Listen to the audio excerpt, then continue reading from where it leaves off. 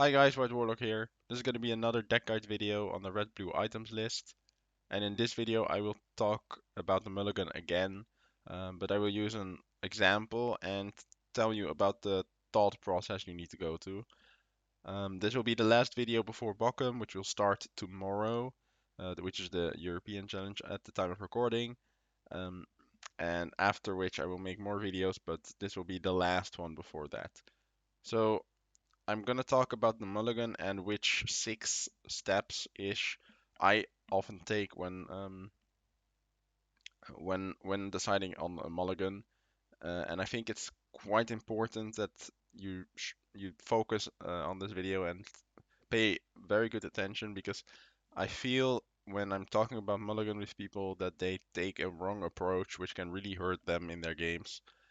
It can maybe increase their chances of having like the perfect hand, but heavily reduce the amount of good hands or they have, or turn the reasonable hands they have into pretty bad hands. And I'll talk about that now. So I have like 6-ish steps, and the first step in a hand like this is this a perfect hand? If you have a perfect hand, you obviously don't need to mulligan any cards. Perfect hand would be like in green steel with a Bucky and both Diablos, and then a Flopborn every other turn, or and another turn to play, something like that. And for this deck, a perfect hand would be a like a turn 1 Popsicle, turn 2 Scuttle, turn 3 Queen, turn 4 Shield Queen, or even better, turn 3 queen into turn 4 double LeFou or something, so you can activate the queen 3 times into turn 4 Hiram, and after that it's way more matchup dependent, but that would be like the ideal first 4 or 5 turns, and we currently don't have that, right? We don't have a Scuttle or LeFou if we're playing on the draw against red purple, something like that. And we have a card that we can't really play until turn 8, right? Or until we have 8 ink at least. Um, so my second step is always if I don't have the perfect hand, what cards will make it better that we currently don't have. So at the moment that's a 2-drop, right? We want a Scuttle. Again, against every other deck except for red purple on the draw, LeFou is not a turn 2 play. It's not a 2-drop. So um, yeah, you don't really play LeFou on turn 2 on the play against red purple or against any other deck basically, except maybe hyper aggro if you really want a body on board. So my third step is, now that we know what we kind of want, we want a Scuttle, right? What cards actively make the current hand bad or worse? So right now this Sisu is doing nothing, so that makes this card makes the deck worse. It's makes the hand worse. It's not an inkable. We don't have to shift target, and it might not even be in a matchup where you really want it. So you want it in the deck. You might want to draw it later so that you can actually use it, or you might just want to draw it never against the matchup, right?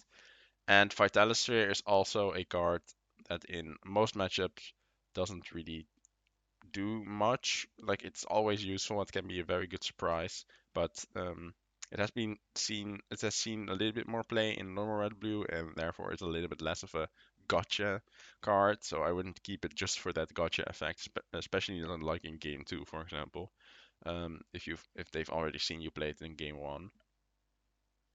And we already have like the popsicles, and we already have the turn 1, turn 2, turn 3, turn 4, so we don't need a fight atmosphere. We don't really have the opportunity to play it for now. So these are like the cards that make the current hand bad or worse. Um, the fourth step I always take is like thinking about doom scenarios. So what if we mulligan our 2 bad cards? What can we get? So doesn't really matter what we get for the Sisu. It could be a dime or a be prepared. It's probably always better than the Sisu is. Um, but for the Vitalisphere, there are way worse cards. And that is kind of where my Mulligan approach is different from many others I've read in the Discord when we were talking, or during webcam games. And that is, why would you mulligan the Vitalisphere if you can just use it for ink? Because when you have a hand like this where you want to play all of these, you don't really want to ink any of these. You want to play this on turn one, this on turn two, this on turn three, and this one on turn four or five, depending on if the queen survives, and you can use the shield activation, or maybe you want the shield on the queen to attack two things.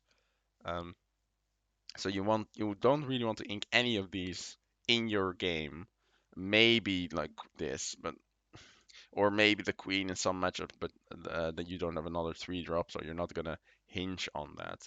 And Vitalosphere just offers like a free ink, and any other inkable that you would mulligan for the Vitalosphere will also be an ink, unless it's something like a brawl.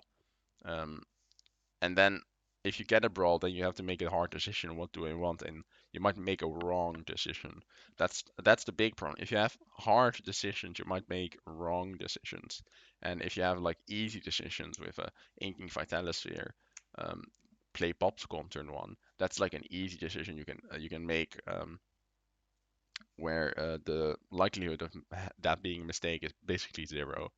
Um, so think for the fifth step, what will the first few turns be if I draw bad cards or basically nothing, right?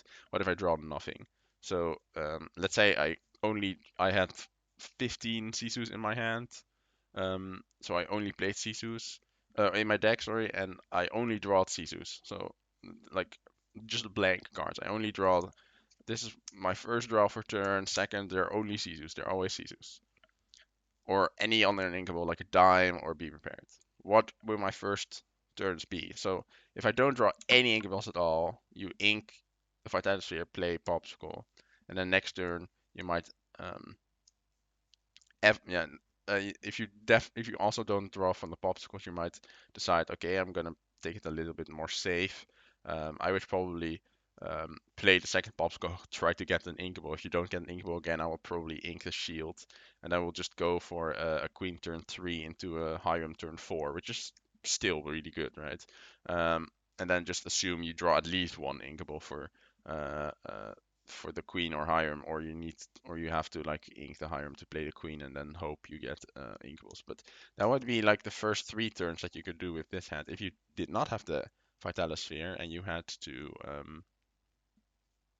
yeah, if you do not have the Vitalosphere and you need to ink any of these five cards, then the decision becomes much worse because now you have to ink the shield to play the popsicle, and then next turn you have to ink the maybe you have to ink the queen because Hiram is too important in this matchup. Let's say you play against green steel, you need to draw cards. Okay, now you play a popsicle, you draw sorry, yeah, you have the you played that. Now you can say okay, I'm gonna play another popsicle. I draw another inkable.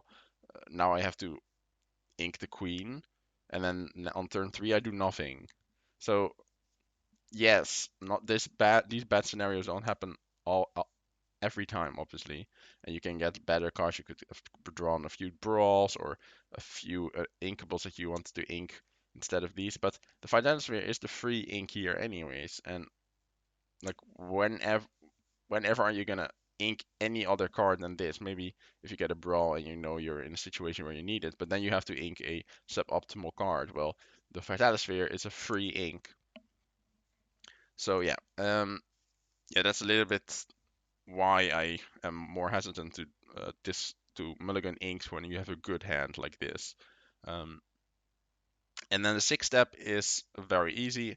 Are there any auto mill cards in this hand? So for some decks, there are cards that you do not want in your opening hand ever.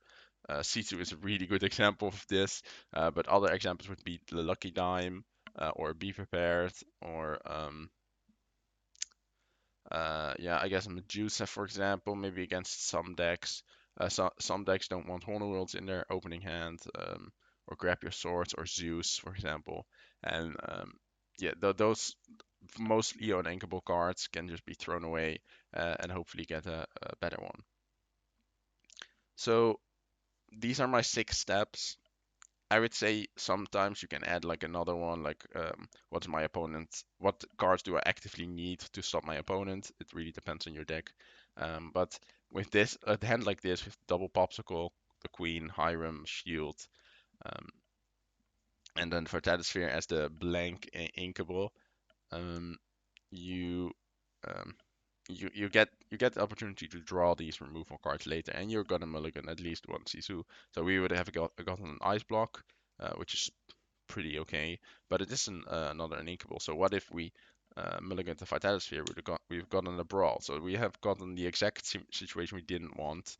So now we have another uninkable that does nothing. Well, it does something because it's a good item, right? But it might do nothing. And now we have a brawl, so now we have to decide what we want turn 3 play be.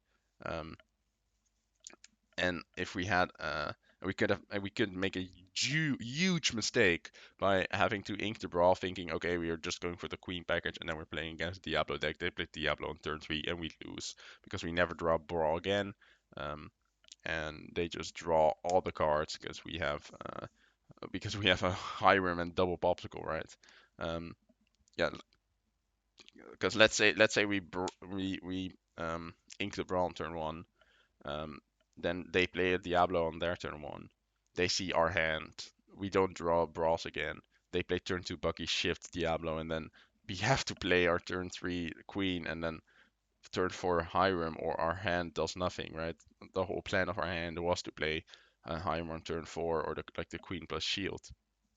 So if we didn't have made if we didn't make the mistake to mulligan an inkable we are gonna ink anyways, then this decision wouldn't be this difficult, and you would like the chance of making the mistake is much lower. Um, so yeah, I would say let's say you play Maleficent Dragon. If the Maleficent Dragon was the Vitalisphere, you would still keep the Maleficent Dragon. If this was literally a blank card that only says inkable, I would still keep the card because it does its job in this hand, which is just be an inkable. So yeah, when you mulligan, I would say do not only look at this, like I want the best possible 7 cards and I need these cards in this matchup, so I'm gonna mulligan every card for this, or I'm gonna mulligan like 2 cards and just hope I get it, which is such a stupid mistake I see people make, because if you mulligan 2 cards, the chance that you get that card that you, let's say you want a Maui against red purple, you only play 3 Mauis. What is the chance that you mill this and you get a Maui? It's not huge, but the chance that you get 2 Inkables is much higher. And then you just completely ruin your hand and you have no chance against red purple. So, and at least the Vitalisphere gives us the free ink you desperately need in that situation. Um, so yeah, this is just like a kind of rant, but it's very good advice for some people, I would say. And um, I personally like this approach. Some people are a little bit more risky, and that risk taking can get rewarded. Obviously, you can get a Maui. You can get double Maui or something. You can ink one, or you can get double Brawl, and then um, get um, like a much better hand. But if I only mulligan the one card and use this as ink, and I would have gotten the Brawl anyways, then my hand is not that much worse, but the risk I'm taking is much lower than you do. The same goes for um, like if you, for example, mulligan the popsicle or maybe even the queen and try to get a workshop in some situations, um, it can make your hand so much worse if you draw the wrong 4 cards. So let's take this example. We have triple brawl now, so we don't do anything. Like our only options are killing our opponent's things, and this is what we want on the draw. But if we have this hand on the play, then we just don't do anything. We give our opponents so much time to use their extra cards that they get because they are on the draw, and we are just sitting there killing their characters and then just um, losing momentum, and we might not ever have the time to play the Hiram because we don't offer our own threats. They have to spend time to answer. All right, so this will be the end of the video.